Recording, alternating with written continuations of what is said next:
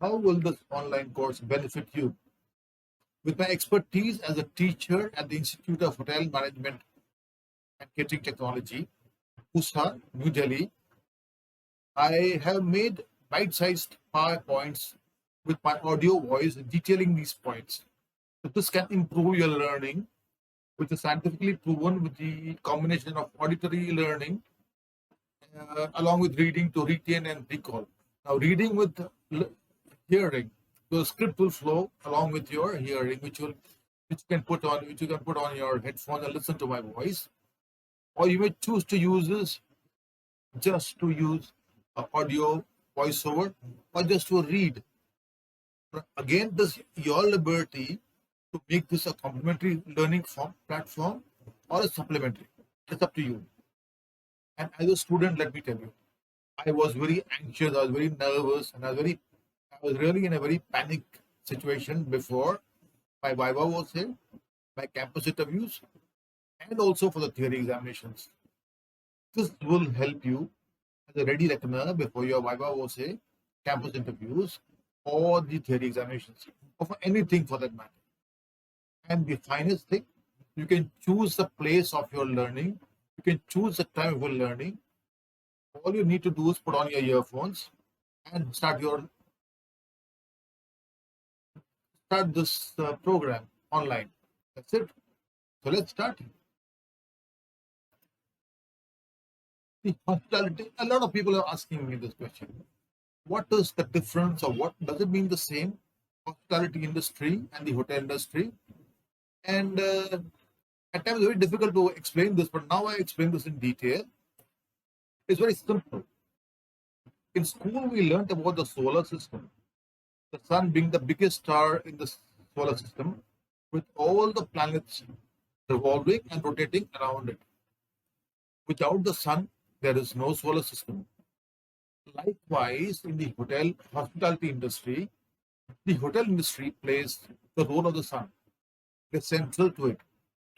All other segments of the hospitality industry, they revolve around the hotel. Be it the travel agents, the tour operators, the amusement parks, the casinos, the money changers, the logistics of travel, tours, everything. Now, what happens is, but the hotels have to realize that without all these other segments, there can't be any tourism. So, though the hotel is central to the hospitality industry, the other segments are equally vital, but the hotel is central. And there can be no hospitality industry without the hotel industry. What are the uniqueness of the hotel industry? Let's see this.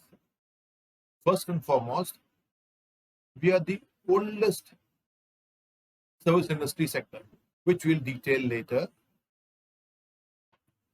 We're the only service industry sector serving the basic needs of man: shelter, food, and beverage. Nobody else does that. We are the only service sector in the sector where raw materials are purchased, processed, and packaged and served to customers and guests with feedback and billing done all under one roof. Anywhere else? No. Nowhere else. Right?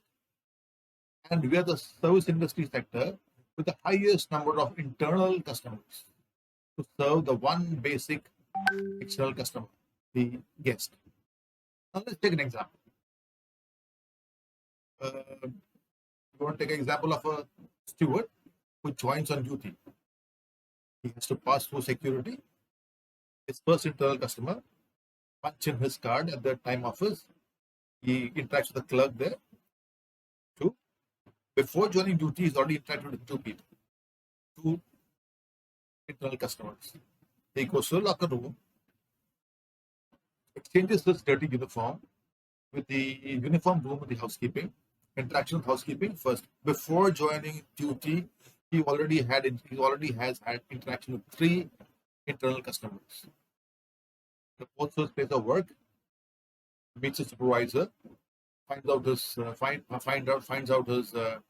duties for the day, and interacts with his team members, and then goes into the kitchen area where he interacts with the kitchen staff and the kitchen supporting people. After that, he may have to interact with housekeeping again to get the linen done for his outlet, the curtains, the tablecloths, the napkins, etc. When the guest checks in, interaction in front office, as they will inform him about the guest check-in and the details. When the guest is in house, the guest comes to the restaurant or the outlet, or he goes to the room in the room service to serve. Whichever case, there is a transaction. The guest is served his food or beverage, and then billing, interaction with finance, the cashier, the representative of the finance department, and then during the day, interaction with housekeeping again, when he has to coordinate housekeeping to get the outlet cleaned. So likewise, if you count the number of internal customers per guest, per person in the industry, for every department, be it the front office, be it housekeeping, be it the kitchen, be it the service staff, and that kitchen reminds me. And during the day, when he's on duty, he has to keep interacting with the kitchen, pick up orders, he has to keep interacting with kitchen stewarding to organize his crockery, his silverware, his outlets, glassware, etc. So that is 11, almost 11 or 10 internal customers per guest. One person, one staff member in each department to interact with. That's the highest in across any industry, across any sector of the service industry also. And we serve the most perishable commodity in the world, across the world. At the stroke of the midnight hour, we close the books of accounts and we open a new leaf the next day. So if the rooms are not sold by midnight, that revenue is lost. It's like the past. You cannot change the past, but you can improve upon it. So what do? By about 8 o'clock, if you notice, 8 p.m., 2000 hours, hotels try to sell the rooms if possible at a discounted rate. So at least we get some money. We make some money instead of nothing. And this is best. Now, this is something I always feel I'm reading the first line of the Indian Constitution. We are the industry, people for people, with people. People, the customers of the guests, people servicing their needs. And this is best exemplified by the ITC Hotels copy, which says, we enjoy people. It doesn't mean they're cannibals, please. It says we enjoy to see, to serve, and make people enjoy their experience. Or we enjoy to see people enjoy. So that is it. Those are the unique factors of the hotel industry. And we are open 24 hours, 365 days a year. Never are we closed. We are always open. So this sums up the uniqueness of the hotel industry.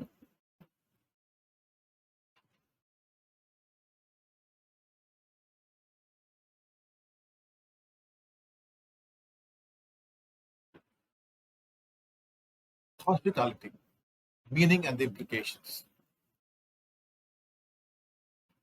Hospitality cannot be expressed in mere words. It's like love, a feeling. It has to be felt, it has to be expressed. There has to be two parties, one a hospitable host, the second the guest. So how do we describe hospitality? Well, we can describe it with the signs of hospitality. What is the first sign of hospitality? It's a smile. The smile that goes a mile, welcoming and greeting guests, to look after them with warmth. But before that is a smile, which goes a mile. Not the plastic smile. But how do we differentiate between the plastic smile and a smile that goes a mile? A smile that goes a mile Nice expression in the face glowing, the eyes sparkling, and the body language also communicating the warmth. Even if we're wearing the mask in these pandemic times, that warm smile, that smile that goes a mile will still be visible. And every guest need, which is anticipated and fulfilled to the fullest satisfaction of the guest. That's hospitality. Similar to what we do at home when we have guests at home, when we go out of our way, that is hospitality. We notice people of certain South Asian countries have a trait of inborn hospitality in them, which is missing elsewhere in the Occident countries. Our traditional welcome in India, which is so old, ancient. Namaste, Namaskar, or Vanakkam in Tamil Nadu. Namaste across India, or Namaskar is other variation. Namaskaram in Kerala, which whatever it be, it means the words might be different, but the expression is the same. The palms clasped at the chest level, with the elbows bent, the head slightly bowed, but the back straight. This is the traditional greeting with a smile for every guest. And unlike the greeting of the day, the good morning, the good evening, or the good afternoon, which can be said to anybody, to a group of 300 people with one look. But for a namaste, or a namaskar, or a vanakkam, you have to look at each person. You have to do it individually, and you get a reciprocation for them. That is the difference. And if you notice in the pandemic times, across the world, people across the world have started greeting each other with namaskar, namaste, and that is seen across in our page 3 also, with social media, with the royals, with the celebrities, the dignitaries and statesmen, all greeting each other with namaste, namaskar, and vanakkam. India is at the center again of the world, as we will learn later in the history and development of the hotel industry, where India is the pioneer. But you know one thing here, in the namaste, namaskar, and vanakkam, your head should be bowed just a little bit, but your back has to be straight. And I'll explain why later. This namaste or namaskar or vanakkam is linked to the timeless philosophy of Indian hospitality. Atithi Devo Bhava. That is, the guest is God. The guest is God. Now, when God arrives at your hotel, what all will you not do to keep the place clean, to organize it, and how will you welcome God? You all welcome God. We all welcome gods at our residences. Whenever we worship, whenever we pray, we are welcoming gods into our hearts, into our homes, into our households, wherever. But we do that, and then if you notice the similarity again here with Atithi Deva Bhava and the Namaskar Namaste, we bow to God in the puja room, or in the room, or in the place where where we do our daily prayers. We clasp our hands together, overhead slightly, and keep our back straight and pray. Don't we? Well, that is linked to Atithi Deva Bhava also. And after that, what do? We apply. We first clean. Before we first clean up the entire place. After that, we do this, and then we do the arti, the wick lamp which we use. We light the lamp, and then we put the garland on the photographs or the idols of the gods, and we apply a vermilion mark on the forehead above the nose of the gods, and also amongst all of us. We also do it amongst ourselves. It's considered auspicious. Likewise, we do that in India to all the guests when they come to the hotels. The traditional welcome. Now, again, remember, please remember, Atiti Deva Bhava does not mean the guest is God in literal terms. It's just it's just a spiritual meaning of it. It's a reference to it only.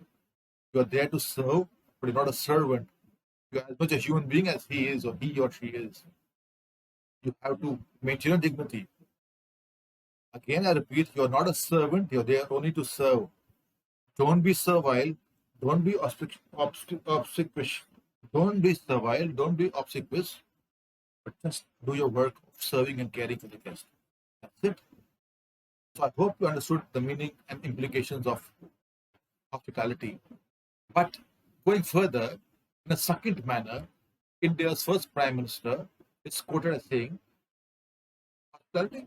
Oh, it is welcoming a guest to send back a friend. What all would you not do to welcome a guest to send back the guest as a friend? The guest goes back as your ambassador to talk about the hotel. And what all would you not do? Do you need a college degree for that? Don't you do that at home?